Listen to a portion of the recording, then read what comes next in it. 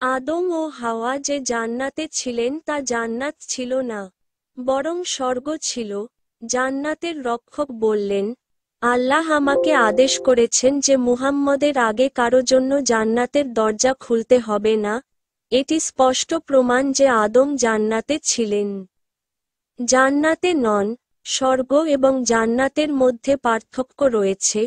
৯৮ যখন আল্লাহ তোমাকে জান্নাতে প্রবেশ করাবেন, তখন তুমি চিরকাল সেখানে থাকবে। আল্লাহ তার প্রতিশ্রুতি ভঙ্গ করেন না। আদমকে জান্নাত থেকে নিক্ষেপ করা হয়েছিল, শয়তানের জান্নাতের উপর কোন প্রভাব নেই। কিন্তু সে জান্নাতে প্রবেশ করতে সক্ষম হয়েছিল। শয়তান আদমকে গাছের ফল খেতে প্রলুব্ধ করার জন্য সাপ ধারণ করেছিল। জান্নাত মা ওয়া দ্বিতীয় জান্নাতের কাছেই রয়েছে জান্নাতের জান্নাত। সূরা নাজম ৫৩-১৫। জান্নাত মা ওয়া দ্বিতীয় জান্নাত, এর কাছেই রয়েছে জান্নাতের জান্নাত। সূরা নাজম ৫৩-১৫। জান্নাত না ইম প্রথম জান্নাত, নিম্নতম জান্নাত। আর যদি আহলে কিতাবরা, ইহুদি ও খ্রিস্টানরা মুহাম্মদ সাল্লাল্লাহু আলাইহি ওয়াসাল্লাম এর উপর ঈমান আনত এবং মন্দ কাজ, পাপ, আল্লাহর সাথে অংশীদার স্থাপন থেকে বিরত থাকত এবং মুত্তাকিন হতো, তাহলে আমি অবশ্যই তাদের পাপ মোচন করতাম এবং তাদেরকে জান্নাতে, আনন্দের জান্নাতে প্রবেশ করাতাম। সূরা আল মায়দা ৫। কুরআনে বর্ণিত জান্নাতের ৭টি স্তর। এগুলোর নাম কুরআন থেকে নেওয়া হয়েছে। জান্নাতের নদী ও ঝর্ণা। প্রথম নদী আল কাউসার। ১০৮ নিশ্চয়ই আমরা আপনাকে, হে মুহাম্মদ সাল্লাল্লাহু আলাইহি ওয়াসাল্লাম, আল কাউসার, জান্নাতে একটি নদী, দান করেছি। ১ অতএব তুমি তোমার প্রতিপালকের কাছে প্রার্থনা করো এবং শুধুমাত্র তারই উদ্দেশ্যে কুরবানি করো।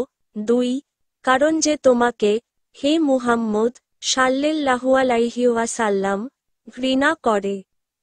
সে এই দুনিয়া ও আখিরাতে সকল উত্তম জিনিস থেকে বিচ্ছিন্ন হয়ে যাবে। ১০৮ ১-৩ এটি মুহাম্মদের জন্য একচেটিয়া, অন্য কেউ এ থেকে পান করবে না। তবে কিছু পণ্ডিত বলেছেন যে আহলে বাইত এ থেকে পান করবেন। আহমদ আনাস থেকে বর্ণিত, নবী সাল্লাল্লাহু আলাইহি ওয়াসাল্লাম বলেছেন, এটি একটি নদী যা আল্লাহ সুবহানাহু ওয়া তাআলা আমাকে জান্নাতে দিয়েছেন। এর কাদা কস্তুরী এবং এর পানি দুধের চেয়ে সাদা এবং মধুর চেয়ে মিষ্টি। উটের ঘাড়ের মতো ঘাড়ওয়ালা পাখিরা এ থেকে পান করে। সেখানে একটি ঝর্ণা আছে যার নাম সালসাবিল। সূরা ইনসান ৭৬-১৮। তাসনিম নদী ৮৩-২৭ এটি সেই মদ তাসনিমের সাথে মিশ্রিত হবে। সূরা মুতাফফিন ৮৩-২৭ এটি সেই মদ তাসনিমের সাথে মিশ্রিত হবে। ২৭ একটি ঝর্ণা যার পানি পান করবে আল্লাহর নৈকট্যপ্রাপ্তরা। সূরা মুতাফফিন ৮৩-২৭-২৮। নিশ্চয়ই আবরার, ধার্মিক ও সৎকর্মশীলরা কাফুর নামক জান্নাতের ঝর্ণার পানি মিশ্রিত এক পেয়ালা মদ পান করবে। সূরা ইনসান ৭৬-৫। বসন্ত কাফুর ৭৬-৫ প্রতিটি ঝর্ণার স্বাদ আলাদা হবে এবং সেখানে তাদেরকে জাঞ্জাবিল, আদা মিশ্রিত এক পেয়ালা মদ পান করানো হবে। সূরা ইনসান ৭৬-১৭। বসন্ত জাঞ্জাবিল ৭৬-১৭ আদা এবং তাদেরকে সেখানে পান করানো হবে মদের পানীয়, যার মধ্যে জাঞ্জাবিল, আদা মিশ্রিত থাকবে। ১৭ সেখানে একটি ঝর্ণা থাকবে যার নাম সালসাবিল। ১৮ সূরা ইনসান ৭৬-১৭-১৮ আমরা জান্নাতের বর্ণনা করতে থাকব। মুহাম্মদ ৪৭ 15 মুত্তাকিদের যে জান্নাতের প্রতিশ্রুতি দেওয়া হয়েছে তার বর্ণনা এই যে, তাতে পানির নদী আছে যার স্বাদ ও গন্ধ কখনো পরিবর্তন হয় না, দুধের নদী আছে যার স্বাদ কখনো পরিবর্তন হয় না। পানকারীদের জন্য সুস্বাদু মদের নদী আছে, এবং সেখানে তাদের জন্য রয়েছে সর্বপ্রকার ফলমূল, পরিষ্কার ও বিশুদ্ধ, মধুর নদী। এবং তাদের পালনকর্তাদের পক্ষ থেকে ক্ষমা। এরা কি তাদের মতো যারা চিরকাল জাহান্নামে থাকবে এবং তাদেরকে পান করানো হবে ফুটন্ত পানি, যা তাদের নাড়িভুড়ি কেটে ফেলবে? সূরা মুহাম্মদ 47:15। আল্লাহ মুত্তাকিদের জন্য জান্নাতের বর্ণনা দিয়েছেন, এমন জলের নদী আছে যা পরিবর্তন হয় না, দুধের নদী যা কখনো পরিবর্তন হয় না, মদের নদী।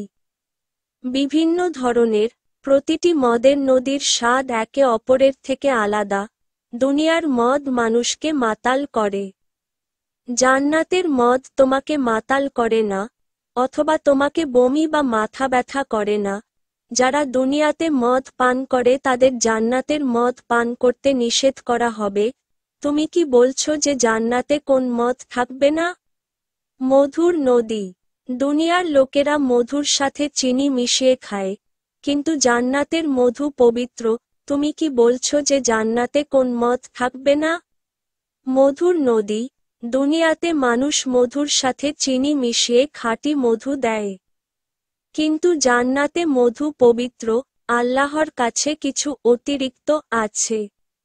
আল্লাহ মানুষকে জান্নাতে প্রবেশ করার সময় তার মুখমণ্ডল দেখাবেন। সেদিন কিছু মুখমণ্ডল হবে নাদিরা, উজ্জ্বল ও উজ্জ্বল। 22 তাদের প্রভুর, আল্লাহ, দিকে তাকিয়ে থাকা। 23 সূরা কিয়ামাহ 75, 22-23। তোমাদের জন্য 4টি নদী অপেক্ষা করছে, পানি, দুধ, মদ এবং মধু। জান্নাতে কোন ঝর্ণার স্বাদ একই রকম নয়, জান্নাতে কোন একঘেয়েমি নেই।